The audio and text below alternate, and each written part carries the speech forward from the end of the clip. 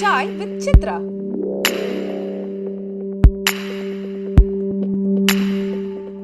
அடுத்த சாய் விசித்ரா நிகழ்ச்சியை நம்புகின்ற விருந்தினர் நடிகர் விச்சு விஸ்வநாத். 1990ஆம் ஆண்டிலே சந்தன காற்று என்ற திரைப்படத்தின் மூலம் தமிழ் சினிமாவிலே அடியெடுத்து வைத்த விச்சு விஸ்வநாத் நடித்து அடுத்த மாதம் வெளியாக இருக்கின்ற சுந்தர் சியினுடைய காஃபி வித் காதல் அவருடைய 120வது திரைப்படம். ரஜினி, கமல், அஜித், விஜய் உட்பட தமிழ் சினிமாவின் முன்னணி கதாநாயகர்கள் பலரோடு இணைந்து நடிக்கின்ற வாய்ப்பினை பெற்ற இவர் சுந்தர் சியினுடைய இயக்கத்தில் 35 திரைப்படங்களிலே நடித்திருக்கிறார்.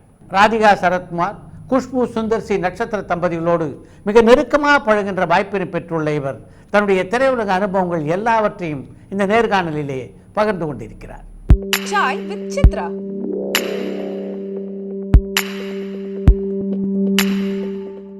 சினிமாவே பிடிக்காது இருந்த ஆள் நீங்கள். அப்படி இருக்க எப்படி சினிமாவுக்குள்ள அடி எடுத்து வச்சிங்க? அப்பா வந்து டிபார்ட்மெண்ட்டில் இருந்தார், ஜெயில் டிபார்ட்மெண்ட்டில். ஸோ அவங்களுக்குலாம் சினிமா அந்த இதெல்லாம் எதுவுமே கிடையாது. கல்லூரியில் உங்களோட படித்த காலத்தில் ரகுவரன் எப்படிப்பட்ட நபராக இருந்தார்? ரொம்ப சிம்பிளிசிட்டி சார். நீங்கள் இப்போ இந்த படத்துல எல்லாம் பண்ணுறப்பல அதே மாதிரி தான். ரொம்ப பேச மாட்டாப்புல. 10 வார்த்தை நம்ம பேசினா ஒரு வார்த்தை வரும்.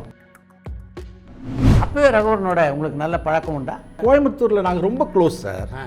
அதாவது என்னென்னா, அவன் காலேஜுக்கு வருவானோன்னு கிளாஸுக்கெலாம் வரமாட்டான். ஒரு நோட் புக் எடுத்துகிட்டு வருவான். விஜயகாந்துக்கு வில்லனாக சந்தன காற்று படத்தில் பணியாற்றக்கூடிய வாய்ப்பு உங்களுக்கு எப்படி வந்தது? சுந்தர் சிக்கும் உங்களுக்கும் நட்பு ஏற்பட்டது மணிவண்ணனோட பணியாற்றும் போது தான் இல்லையா? அங்கே வந்து அசிஸ்டன்ட் டைரக்டராக இருக்கும்போது சார் ஒரு சீனில் தான் ஃபஸ்ட்டு அவர்கிட்ட பழக்கானேன். அந்த கௌதமி அப்படியே நோண்டுவாங்கன்றப்ப எல்லாம் சேர்ந்து அடிப்பாங்க. அப்போ சுந்தர் சார் வந்து அடிப்பார். சுந்தர் சார் வந்து கரெக்டாக என்னை அடிச்சுட்டு இருந்தார். ஒரே காலகட்டத்தில் மணிவண்ணன், டி ராஜேந்திரன் ஆகிய 2 பேரோடையும் நீங்கள் பணியாற்றிருக்கீங்க. எப்படிப்பட்ட வித்தியாசத்தை அவங்க நடுவில் நீங்கள் உணர்ந்தீங்க? டி ராஜேந்திரன் வந்து ஷார்ட் ஆரம்பித்தா பரபரன்னு இருப்பார் சார். அதாவது முறைமாமன் படத்தினுடைய படப்பிடிப்பின் போது சுந்தர் சியும் குஷ்புவும் காதலிக்கிறாங்க அப்படின்ற விஷயத்தை கண்டுபிடிச்ச முதல் ஆள் நீங்கள் தான் இல்லையா? இப்போ நானும் சுந்தரம் ஒரு காரில் போகும்போது அப்போ வந்து மொபைல் ஃபோன் கிடையாது. பட் எந்த பூத்து பார்த்தாலும் கரெக்டாக வண்டி நிறுத்தாப்புல ஃபோன் பேசுவாப்புல. நைட் டைமில் யாருக்கு பேசுவாப்புல? நம்ம ஒன்றும் அப்படியே சென்டிமெண்ட்டாக வீட்டுக்கெலாம் பேசுகிற ஆளு கிடையாது நம்மளும் அப்படின்ட்டு நாங்கள் அப்படியே இருந்தேன்.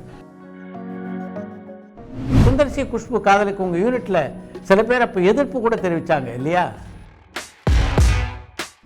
சுந்தர் சியுடைய முதல் படத்தில் பணியாற்றிய போது அவர் இந்த அளவுக்கு மிகப்பெரிய இயக்குனராக வருவார்னு உங்களுக்கு தோணிச்சா?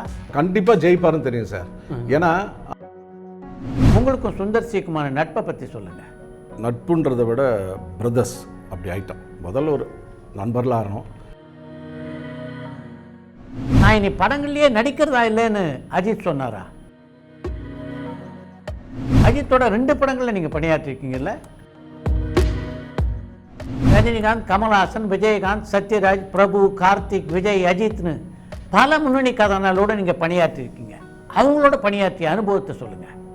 கேப்டன் வந்து சார் ஃபஸ்ட்டு போகும்போது அந்த ஃபைட்டு சீன்லாம் முடிச்சு ஃபைட் எடுக்கும்போது அப்படியே ஒன்றும் தெரியாது. வெறும் சார்ட்ஸு ஜெட்டியோட தான் அந்த ஃபைட்டு. போனோன்னு வந்தார். எங்கே வச்சு ஒன்று கூப்பிட்டாரு. நான் சொல்கிறது மட்டும் பண்ணுங்கள், இவங்க வந்து அப்படி இப்படின்னு அதெல்லாம் போட்டு சூப்பரை கூப்பிட்டு சூப்பர் மாஸ்டர், பெரிய மாஸ்டர். கம்போஸ் பண்ணுறதுக்கு முன்னாடி என்கிட்ட சொல்லுங்கள் எப்படி பண்ணணும்ட்டு. சோலோ ஃபைட் வேறு. உங்கள் திரை வாழ்க்கையில் இன்னொரு முக்கியமான நட்சத்திரம் ராதிகா சரத்குமார். அவங்களோட உங்களுக்கு எங்கே நெருக்கம் பிறந்தது? எங்கள் படம் நினைவு சின்னத்தில் நடிக்கும்போது ஃப்ரெண்டானாங்க சார். ஃப்ரெண்டாகி அப்புறம் பார்த்தீங்கன்னா கண்டினியூஸாக அவங்களோட 4-5 படம் நடித்தேன். ராணி மகாராணி. அப்புறம் க்ளோஸ் ஃப்ரெண்ட் ஆகிட்டோம் நாங்கள். தமிழ் சினிமாவை கலக்கிய நகைச்சுவை நடிகர்களான கவுண்டமணி, வடிவேலு, விவேக் எல்லோருடனும் பணியாற்றக்கூடிய வாய்ப்பை பெற்றவர் நீங்கள். அவங்களோட பணியாற்றிய அனுபவம் எப்படி இருந்தது? கவுண்டமணி அண்ணனோட வந்து நிறைய படங்கள் நடிச்சிருந்தாலும் எனக்கு வந்து ரொம்ப பர்ஃபெக்ட். இன்னும் வந்து எங்களை வச்சு மீம்ஸ் போடுற ஒரு படம் வந்து உனக்காக இல்லை நமக்காக. எம்ஜிஆருடைய மிக தீவிர ரசிகரான நீங்கள் எம்ஜிஆர் எப்போது சந்திச்சிருக்கீங்களா? சிம்பு மாஸ்டர் சிம்புவாக இருந்த காலகட்டத்திலேருந்தே அவரோட நீங்கள் படங்களை நடிச்சிட்டு இருக்கீங்கல்ல? சிம்புவோட சின்ன பையனா 2 படம் பண்ணியிருக்கேன். ஏன்னா அங்கிள் கூப்பிடுவான். வந்தா ராஜாவா தான் வருவேன்ற படத்தில் சிம்புவோட பணியாற்றிய அனுபவம் எப்படி இருந்தது? அதுக்கப்புறம் 20 வருஷம் கழிச்சு அப்போ வீட்டுக்கு போவோம் சார். ரெகுலராக போகும்போது அந்த பையன்கிட்ட பேசுவான். இப்போ எல்லாம் ஓகே.